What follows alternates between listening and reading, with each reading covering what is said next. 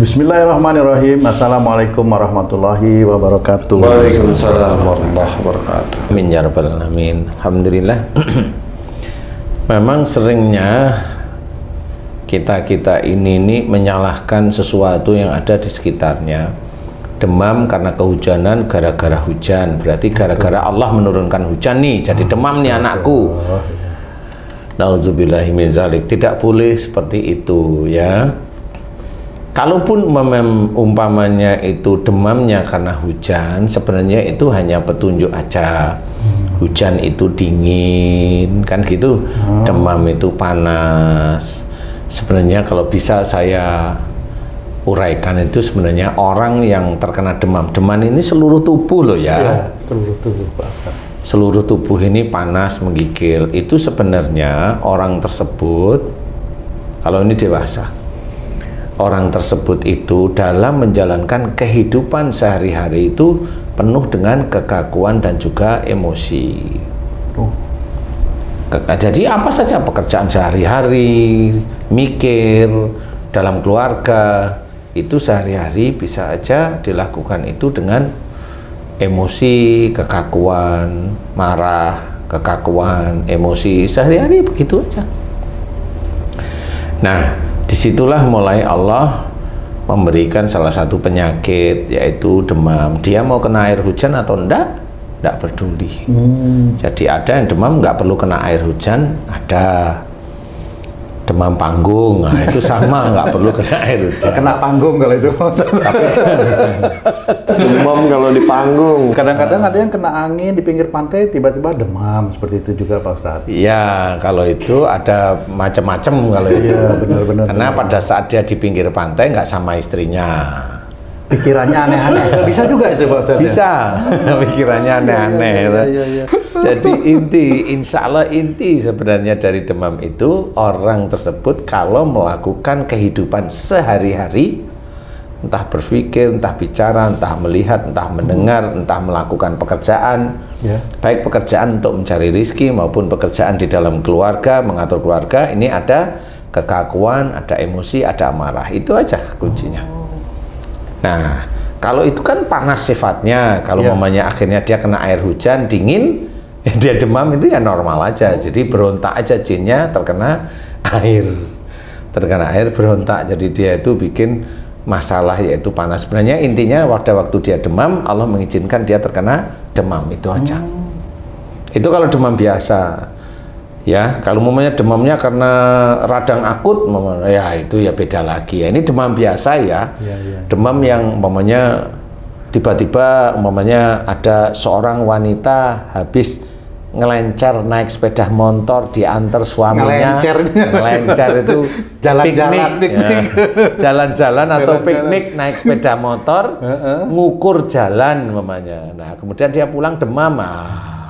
Itu ya sehari-hari bisa seperti itu. Jadi nggak perlu ada apa-apa. Jadi dia demam, seluruh tubuhnya demam, menggigil. Nah itu berarti itu dari sifatnya yang seperti itu. Bisa aja dari sifat demam kemudian 2 hari nggak bisa bablas, bisa. Bisa itu haknya Allah aja kan gitu. Kalau dilihat oleh Allah Ta'ala kayaknya ini nggak manfaat ini, ya ditertibkan. Tapi bisa aja demam kemudian muncul nggak taunya dia emah akut sama radang tenggorokan umpamanya.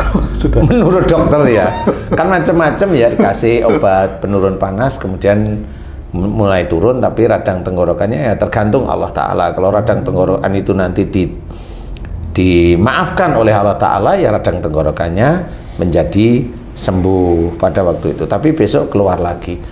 Jadi intinya ada demam itu adalah seseorang yang dalam menjalankan kehidupan sehari-hari menggunakan otak, menggunakan telinga, menggunakan mata, menggunakan tubuhnya, tangan dan kakinya, itu rata-rata biasanya emosi, marah dan kaku. Itu berarti bersentuhan dengan seseorang atau lingkungan atau pekerjaan sama aja tuh Pak Ustadz ya? Kalau itu saya mau tanya sama kamu dulu tuh. Ya, siap, Pak Ustadz. Kalau kamu ditaruh di hutan, ada tumbuh-tumbuhan, ada buah, ada makan sehari-hari, Kamu emosi nggak setiap hari di situ? Enggak. Nah ya sudah. Berarti berhubungan ya. Saya teringat sama ketika anak saya kecil dulu Pak Ustadz. Iya. Itu sering sekali demam. Memang benar perkataan Pak Ustadz itu berarti emosional. Kalau saya ingat-ingat dulu, wah berarti saya emosional sama istri saya bisa menyebabkan anak saya demam seperti itu. Iya, memang seperti itu. Ya di titik itu karena kamu sama istrimu memang nggak paham. Jadi anakmu demam, sering demam, panas, demam, betul, panas, betul. demam, mencret, panas, demam, mencret, begitu-begitu aja. Iya, betul. Nah itu kalau nggak ketemu, kalau sekarang anak-anakmu ya alhamdulillah nggak panas, nggak demam, ya alhamdulillah. Alhamdulillah. Ya alhamdulillah karena mereka sudah dewasa, jadi putus. Nah, tinggal nunggu mana antara yang sakit antara kamu atau sama istrimu sekarang. Karena bisa aja anak-anakmu malah lebih baik daripada kamu. Iya, gitu Lebih ya, baik Pak. dikit maksudnya. Kan gitu. Ya. Jadi tinggal nunggu kamu sama istrimu kalau edrek-edrekan terus ya tinggal nunggu itu demam atau yang lain lebih ngeri daripada demam. Walau alam nggak ngerti saya. Iya benar Lu kan gitu. Karena kalau maunya dikasih demam sama anak-anaknya, ini kok masih aja anak dewasa kok ya masih begitu. Akhirnya kan Allah mensiasati memberikan penyakit nggak demam. Demam itu menurut saya masih ringan. Penyakit yang lebih berat apa? Walau alam saya ngerti. Kanker, itu kan berat langsung. Tumor, berat tuh. Langsung berat tuh. stroke, mamanya itu kan berat-berat itu. Nah, kalau udah kena gitu, nah sudah. Kalau dulu itu, wah kamu harus begini. Nah, besoknya perot, nah lucu. Perot apa sih? Perot itu, Anu, kayak kena apa namanya sempengot. ya kalau mamanya perot, mamanya akhirnya mamanya kamu tuh perot di sini. Akhirnya kan malu. Ah, cedulur dari mana? Kan gitu malu akhirnya ya. Iya, makanya emang harus dijaga semuanya. Jangan dong, Pak itu. Ustadz. Loh, enggak saya tuh ingetin. Sudah gengsinya tinggi, pengen berat ini. Berarti pakai masker aja besok ya. Pakai masker. Haji J ketawa tuh. Bentar Pak Ustadz. Nih, gimana nih Ji? Ada pengalaman nggak tentang demam ini Ji? Mungkin Nih gimana nih menurut Pak Ustadz? Memang dulu anak saya juga hampir sebulan sekali radang tenggorokan panas ini. saya hampir tiap minggu. Iya, serius. Lebih parah dong ya. Parah ya demam tiap minggu aja. Tiap minggu. Kadang 3 hari sekali loh. Lebih parah. Ini anak bayi atau anak di bawah 5 tahun seringkali demam nih Ustadz. Kadang panasnya sampai 39 atau 40. Sudah kejat-kejat tuh Ji. Tapi biasanya dikompres Ustadz, pakai lap yang agak air biasa gitu, turun panasnya atau turun demamnya. Nah itu penjelasannya seperti apa tuh Ustadz? Sebenarnya kalau dikasih air itu turun dikit, sebenarnya bisa aja. Karena memang demam itu kan yang terjadi itu kan kulit di sini itu makhluk di pinggir-pinggir kulit inilah baru begini. Kalau demamnya kelas biasa dikompres itu bisa dingin. Tapi dingin nggak seterusnya. Nanti habis dingin kembali lagi kan gitu. Intinya dari Allah Ta'ala itu mau bicara. Makanya kalau ada persoalan, jadikanlah otak dan hati itu dingin. Dingin itu yang bagaimana? Ikutilah peraturan dari syariat agama kita, agama Islam. Itu kan jadi dingin akhirnya. Kalau kita ngikutin kan coba umpamanya haji salah. Karena umpamanya saya diizinkan tahu kan salahnya haji kan nggak saya marahin. Paling, Ji jangan gitu Ji. Kan gitu cukup. Kan saya dalam mengeluarkan kalimat ini kan kepala saya harus dingin. Dingin kenapa? Saya harus lihat Haji J itu maunya bagaimana. Hati saya juga nggak harus menyalahkan Haji J. Akhirnya yang keluar ya, Ji jangan Ji. Gitu aja. Cukup. Dan itu cukup untuk menjadikan Haji J paham. Kalau saya sama Huri, sama Tung, namanya, Tung, kamu jangan gini. Ya, detik itu ngikut. Tapi 1 jam lagi walau alam saya nggak ngerti. Kan gitu ya. Aduh. Karena kan nggak ngerti cara mikir itu kan saya gitu. Pak Ustadz. Nah, di titik itulah sebenarnya air itu fungsinya memang dingin. Secara fungsi, secara apa namanya? Harfiahnya dingin. Air itu ya. Air. Air ya. Jadi kalau pada saat itu dingin, itu sebenarnya mau orang itu mencontoh bahwa selesaikanlah masalah-masalah sehari-hari itu dengan kepala dingin. Jangan ada egois, jangan ada marah. Kalau nggak keturutan, jengkel, ngambek. Saya pernah tuh baca buku Ustadz, kalau kamu marah, berdiri, duduk. Ya. Kemudian kalau masih marah, baring. Masih marah lagi, mandi. Wudhu. Nah, udah baring suruh mandi, harusnya mandi dulu nggak gitu? Enggak, suruh mandi biar disiram semuanya gitu kan. Kalau wudhu kan cuma beberapa, ini mandi. Tapi mohon maaf nih Pak Ustadz, kan saya pernah dengar anak kecil itu kan dijaga oleh para malaikat gitu Pak Ustadz, karena belum akhir balik. Tapi bisa terkena sakit tuh bagaimana ya Pak Ustadz?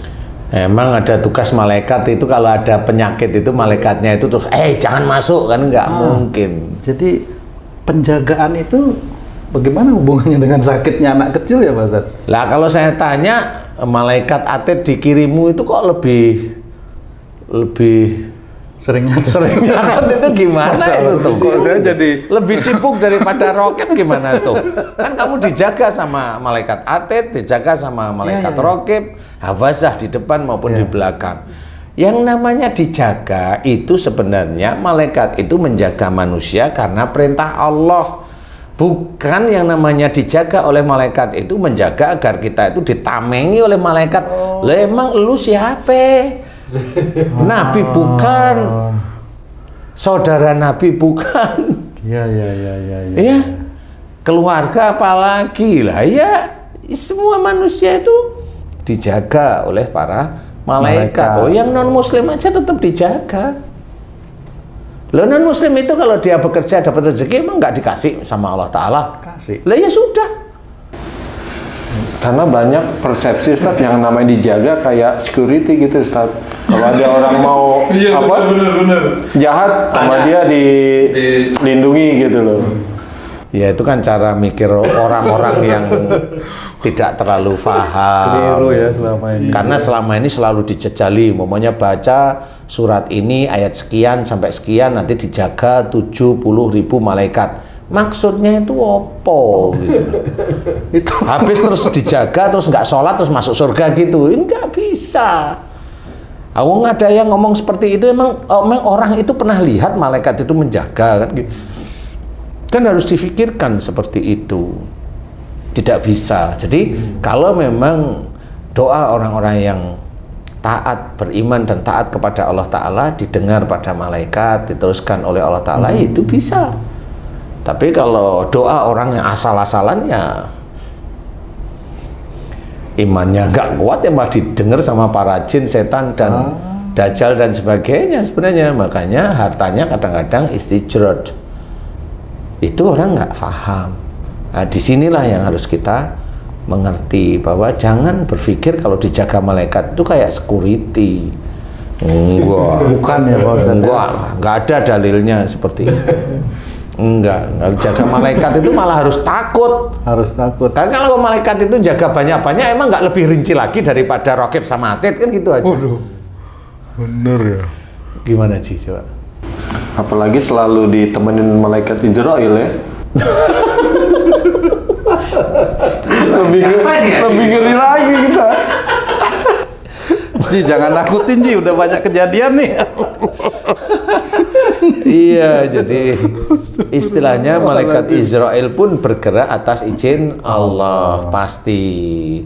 Jadi jangan bercerita malaikat Israel datengin suatu raja di mana rajanya diajak ngomong-ngomong sama malaikat Israel mau ambil nyawanya. Nggak ada cerita seperti itu. Yang nyeritain juga siapa tuh? Nggak tahu juga, kok bisa cerita begitu itu dari mana? lah yang tahu itu malaikat Israel atau siapa kan nggak ngerti, itu hanya cerita karang mengarang aja.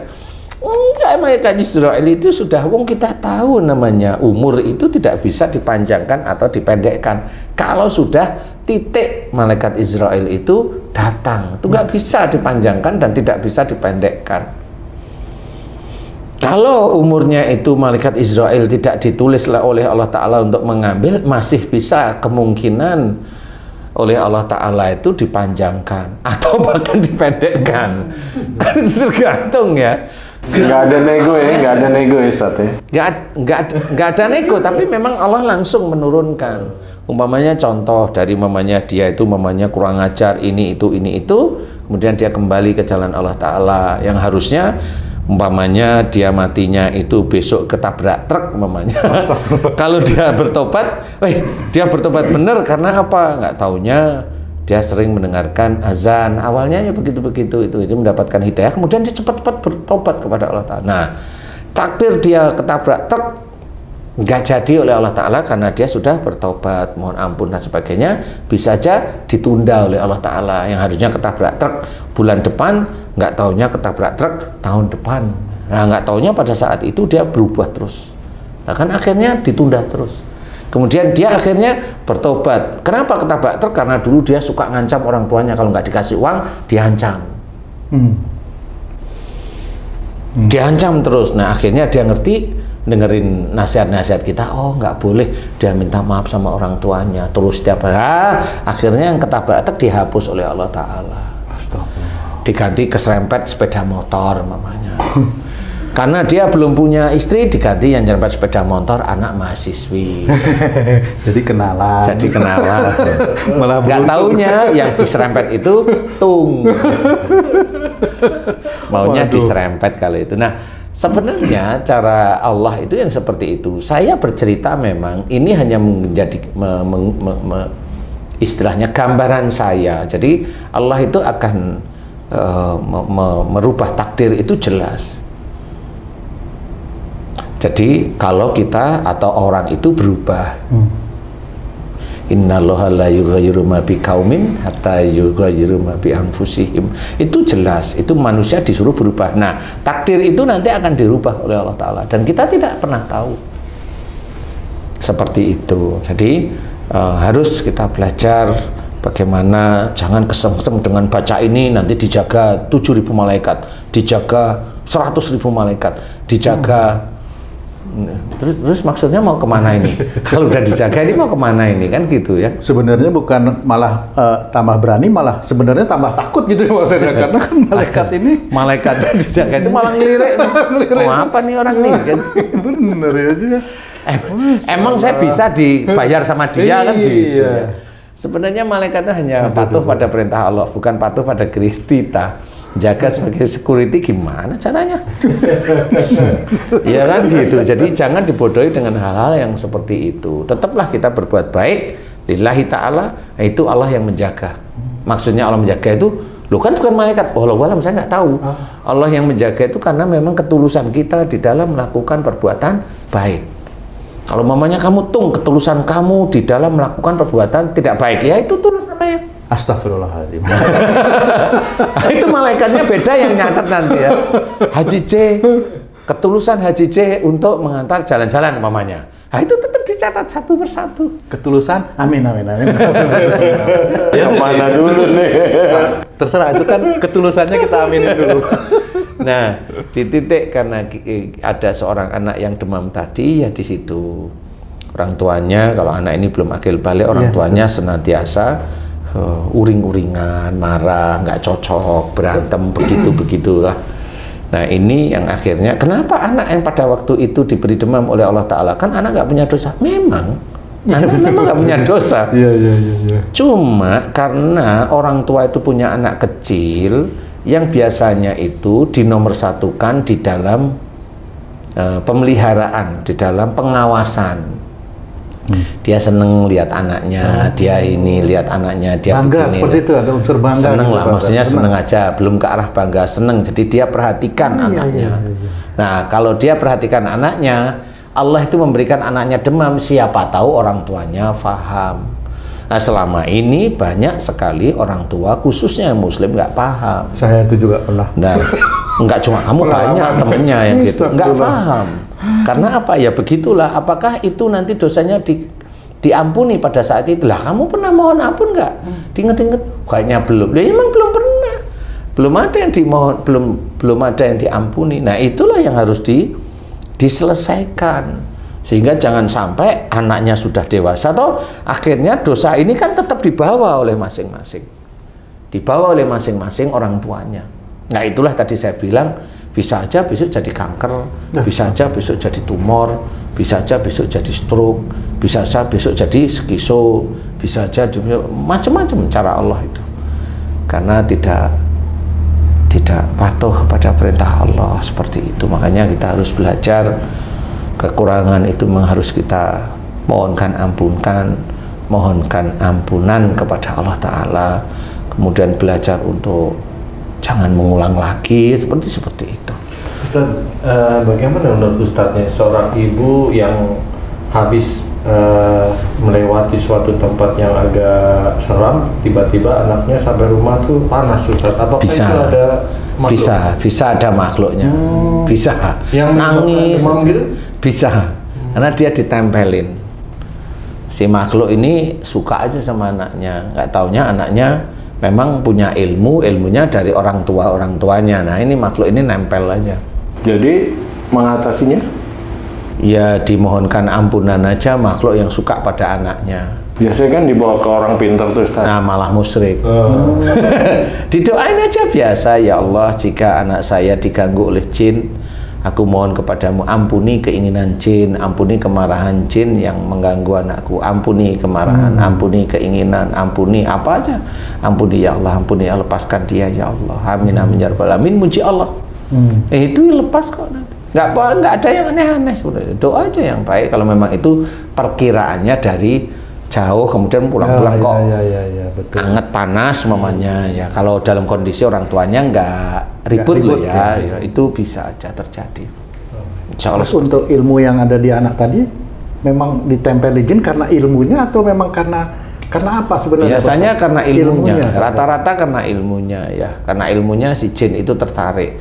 Kalau orang tuanya itu nggak terlalu, istilahnya terah orang tuanya itu nggak ada ilmu, jarang. Kalau orang tuanya biasa, jarang lah, insya Allah ya. Tapi kalau zaman sekarang itu kan ilmu di Indonesia ini kan sudah didewa-dewakan, menjadi Tuhan bagi dirinya. Itu nggak boleh juga. Ilmu itu titipan. Tapi kalau ilmu hanya lihat silumin, ya itu sebenarnya ilmu-ilmu musyrik. Jadi kalau bisa dihilangkan aja ilmu-ilmu seperti itu. Anaknya kecil lihat pocong, lihat kuntilanak, ini di dalam anaknya itu ada ilmu dari orang tua sebelumnya. Harus dilepas, bukan ditutup. Kalau pertanyaan ditutup, saya tanya, kamu nutupnya pakai apa?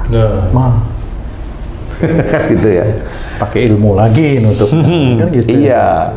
Pakai ilmu lagi pasti dia nutupnya. Nah, nanti suatu ketika terbuka. Nah, ilmu ini padahal ilmu yang dia lihat dari anak kecil itu jin.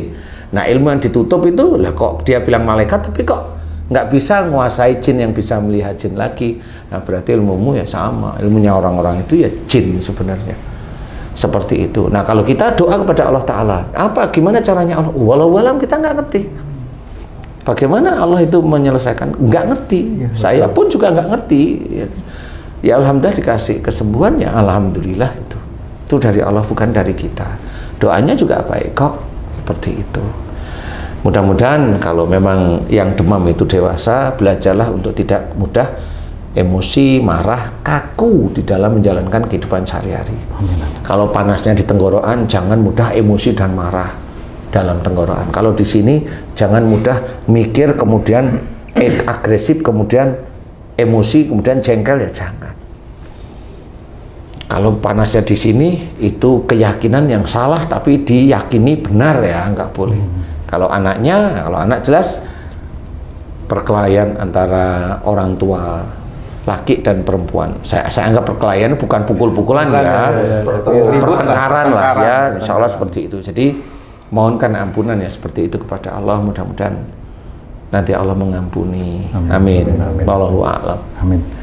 Alhamdulillah. Cukup ya. Terima kasih banyak Pak Ustadz penjelasannya, Masya Allah. Para pemirsa dan sahabat beriman dimanapun berada, demikian tadi penjelasan dari guru kita Pak Ustadz Danu mengenai satu penyakit demam. Bagaimana tadi beliau menganalisa dan memberikan solusi kepada kita semua. Mudah-mudahan ini bisa bermanfaat untuk kita semua, khususnya bagi diri saya, meningkatkan keimanan dan ketakwaan kita kepada Allah Subhanahu wa Ta'ala. Dan menjadi catatan bahwa semua yang terjadi di sekitar kita ataupun yang terjadi pada diri kita sendiri itu merupakan satu petunjuk, dan kita harus pandai-pandai bagaimana mencari solusi terhadap petunjuk itu. Saya Tung pamit diri, kita jumpa lagi di video kami yang lain, dalam kajian-kajian kami yang lain. Apabila ada kata-kata kami yang kurang berkenan dan salah, kami mohon maaf.